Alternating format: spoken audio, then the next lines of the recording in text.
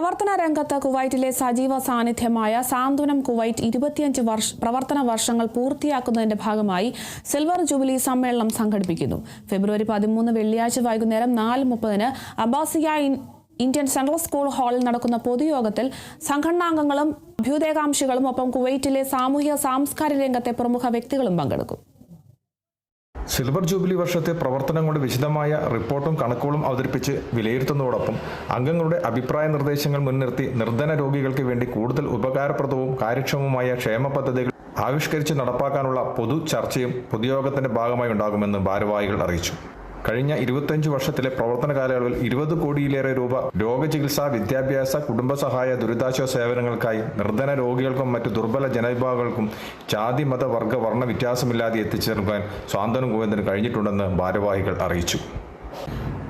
ജീവകാരുണ്യ പ്രവർത്തനങ്ങളിൽ ഭാഗമാകുന്ന എല്ലാ മനുഷ്യസ്നേഹികളും ഈ സമ്മേളനത്തിൽ എത്തിച്ചേരണമെന്ന് Santhwanam president Jyothidas PN, secretary Santhosh Kumar, treasurer Jithin Jose എന്നിവർ അഭ്യർത്ഥിച്ചു.